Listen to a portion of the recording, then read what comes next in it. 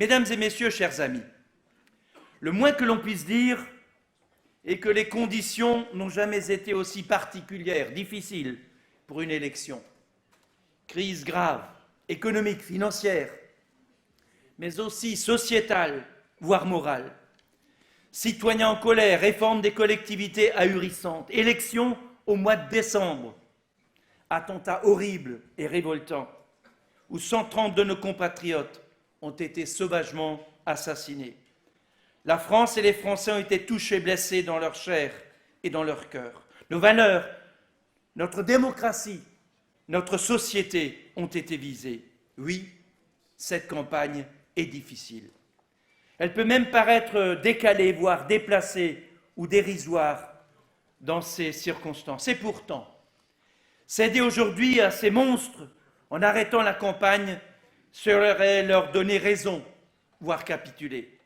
Ne plus faire campagne alors que ces élections sont confirmées pour dans 11 jours exactement, ce serait céder le champ aux extrémistes et, disons-le, au Front National. Ces extrémistes, ces démagogues, eux qui se nourrissent des peurs quand ils ne les suscitent pas eux-mêmes, nous disent « le grand problème, c'est la sécurité. Le grand problème, c'est la crise migratoire. Le grand problème, c'est l'euro. » Sauf que cela n'aura échappé à personne, les régions n'ont aucune compétence en la matière. Et même si nous répétons 10 fois, voire 100 fois, cela ne change pas grand-chose. Que cela soit dit, les régions n'ont pas de politique monétaire. Cela soit dit, elles n'ont pas de politique migratoire, elles n'ont pas de police et encore moins d'armée. Elles n'ont pas non plus les moyens, d'ailleurs je le signale, en passant de raser gratuit. Alors je veux bien que M. Philippot se trompe et prenne ses rêves pour les réalités. Il se réveillera d'ailleurs, à mon avis, le 13 décembre au soir et on s'en chargera. Oui, les régions, non seulement il n'aime pas, mais en plus il ne les connaît pas. Il s'est fait élire à Forbach, j'y étais hier soir, il n'y va quasiment jamais. Lui, son truc, c'est son parcours personnel, lui, le Parisien du 6e. Après un épisode d'extrême gauche, chevènementiste, finalement il choisit l'extrême droite pour gagner rapidement des galons. Lui, c'est les stations radio et les plateaux de télé. Sauf que les vraies questions des conseils régionaux se posent ici, sur le terrain, et non pas devant les caméras. Ces questions, c'est la formation, c'est l'emploi, les transports. Ce sont des questions qui concernent les compétences propres, le cœur des priorités des conseils régionaux, et aux côtés, aujourd'hui, de la sécurité, qui est une interrogation de nos concitoyens et qui aujourd'hui nous pose des questions, eh bien, ces domaines de l'économie, de l'emploi, du chômage, ces questions de mobilité, de formation, ce sont exactement ceux qui constituent les questions du quotidien de nos concitoyens. Alors oui, cette réforme des collectivités a été mal préparée, sans vision, sans cap, sans volonté, sans prendre en compte les réalités concrètes de nos territoires, ni les attentes légitimes de nos concitoyens. Oui, la façon dont cette réforme a été conçue, nous ne l'avons pas voulu. Et pourtant, nous avons à faire face, nous avons à prendre nos responsabilités parce que cette réforme intervient au moment même où le pays traverse une crise profonde. La croissance n'est pas au rendez-vous, la crise économique perdure, la société frappée de 1000 maux, 1000 dangers pèsent sur elle. Et c'est dans de telles circonstances que nous avons choisi, nous les colistiers de cette aventure dans laquelle nous nous sommes plongés. Oui, c'est dans de telles circonstances que nous avons choisi de prendre nos responsabilités, toutes nos responsabilités, pour transformer cette réforme qui est mal partie en une opportunité qui peut devenir collective. Et nous le faisons dans l'union de la droite et du centre, une union que nous avons voulu la plus large possible, au-delà des clivages politiciens et des jeux d'appareil, tu le disais Laurent, au-delà des personnes et des querelles partisanes, une union pour réussir ensemble, les Républicains, l'UDI, le MoDem et les indépendants.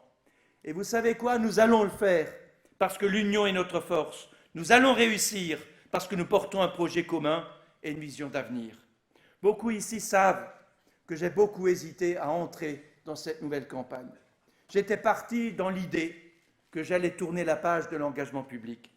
Mais lorsque j'ai vu de quoi le lendemain risque d'être fait, avec cette région si incertaine, avec ces conditions si difficiles devant nous, lorsque j'ai vu la crainte du Front National qui pourrait ici demain conduire cette région, c'est la raison pour laquelle j'ai décidé de me joindre à tous ceux qui, ensemble, veulent donner le cap à cette nouvelle région, qui veulent s'engager ensemble, parce qu'il n'y a pas d'hésitation à avoir. C'est nous qui devons demain faire en sorte que notre pays puisse se redresser. Car soyons conscients, c'est bien le redressement de notre pays qui doit être d'abord notre priorité. Ce redressement, ce sont évidemment les engagements nationaux, ce sont nos responsables politiques à Paris qui vont le conduire. Mais c'est aussi nous, dans nos territoires, qui devons apporter notre contribution. Oui, nous devons redresser le pays par l'économie, par la compétitivité, faire en sorte que, sur l'international, nous puissions de nouveau avoir la capacité de nous faire entendre, être crédibles, réussir à convaincre. Et au niveau de notre pays, ici, dans les réalités, faire en sorte que nous soyons inflexibles par rapport à ceux qui nous attaquent. Nous ne pouvons pas avoir de laxisme par rapport à tous ceux qui essayent d'attenter à ce qu'est notre pays, à ce qu'est notre vivre ensemble, à ce que sont les bases de notre société. Oui, cela, bien sûr, c'est notre engagement commun. Nous avons confiance et nous agissons et nous voulons agir avec détermination. Voilà ce que je voulais vous dire ce soir, au nom de l'ensemble de cette équipe qui est engagée ici, sur les 10 départements, en Alsace, en Lorraine et en Champagne-Ardenne. Nous sommes engagés et notre slogan de campagne, notre projet, peut se résumer en 4 mots. D'abord, le souci de l'efficacité. Ensuite, le souci de la responsabilité. Il n'est pas possible de tout faire si les gens envers qui on s'adresse ne sont pas et ne souhaitent pas être responsables. Ensuite, la proximité, parce que nous devons être capables de répondre aux enjeux du quotidien chaque fois que quelqu'un est pris dans la tenace, dans la réalité des difficultés rencontrées. Et ensuite, nous devons avoir de l'ambition pour nos territoires, de l'ambition à la fois, bien sûr, pour nos villes, de l'ambition pour nos métropoles, mais aussi de l'ambition pour nos territoires ruraux fragilisés, de l'ambition pour tous ceux qui aujourd'hui souffrent, mais qui veulent être de la partie de ceux qui regardent l'avenir avec volontarisme. Alors on peut se dire, mais comment tout cela est-il possible? De toute façon, dans les régions, qu'elles soient de droite ou de gauche, les recettes sont les mêmes. Eh bien, permettez-moi simplement de dire 2 choses. La première, il a été fait il y a 2 semaines environ un sondage que nous avons tous lu sur les intentions de vote dans les différents territoires. Mais il y avait une deuxième question qui était posée dans ces territoires. Que pensez-vous du bilan de votre conseil régional? Je ne sais pas si vous l'avez suivi. Ce bilan a été posé dans toutes les régions de France. Eh bien, en Alsace, le bilan, c'est que 54% de la population estime que le bilan est positif. À la question, est-ce que c'est bon ou pas bon, 54% répondent que c'est positif. En Alsace. C'est la seule région de France. C'est la seule région de France qui a plus de 50% de réponses positives. À titre de comparaison, je vous donne ce qui se passe en Lorraine. Ce n'est pas pour m'en prendre au Lorrain, c'est pour juste faire la comparaison. 36%. Et je vous demande de penser aussi à Champagne-Ardenne, 35%. Vous avez bien compris que dans l'appréciation de nos concitoyens, on est juste à 20% au-dessus. Non pas que nous soyons meilleurs, mais parce qu'ils jugent simplement sur le bilan. Oui, il y a des bilans de droite, et cette seule région qui est justifiée à plus de 50% d'avis positifs, eh bien c'est la seule région de France qui soit dirigée par la droite et le centre. Voilà la réalité. Et puis une deuxième chose, si ce bilan est apprécié, eh bien c'est aussi parce que nous avons mis en œuvre une politique de stabilisation.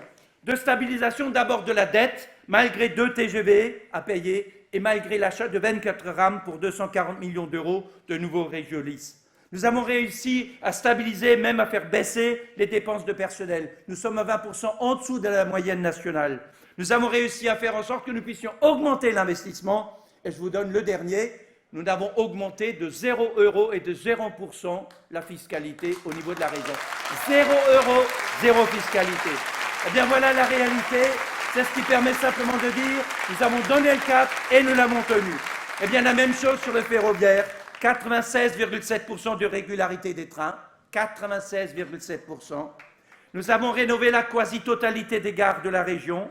Nous avons réussi à faire en sorte que nous sommes la région où la contribution au financement des TER est le plus portée par l'usager, c'est-à-dire celui qui utilise, c'est-à-dire le moins porté par la fiscalité locale. Et enfin, dernière chose, il y a 750 trains par jour, la moitié quasiment de l'ensemble des trains qui circulent en Alsace, Lorraine, Champagne, Ardennes. Voilà la réalité. Eh bien, chers amis, non, ce n'est pas la même chose quand on est de droite ou quand on est de gauche. Nous avons la responsabilité de nos engagements et nous voulons les mener à terme. Et la même chose pour l'aménagement du territoire. Vous le savez, cette grande région, 2 fois la taille de la Belgique, c'est une région de dimension État. Eh bien, cette région a de grandes différences d'un territoire à l'autre. Nous devons être capables d'être présents dans les mêmes conditions pour les métropoles et dans les mêmes conditions être présents aussi aux côtés des territoires fragiles pour redonner espoir, pour regarder l'avenir.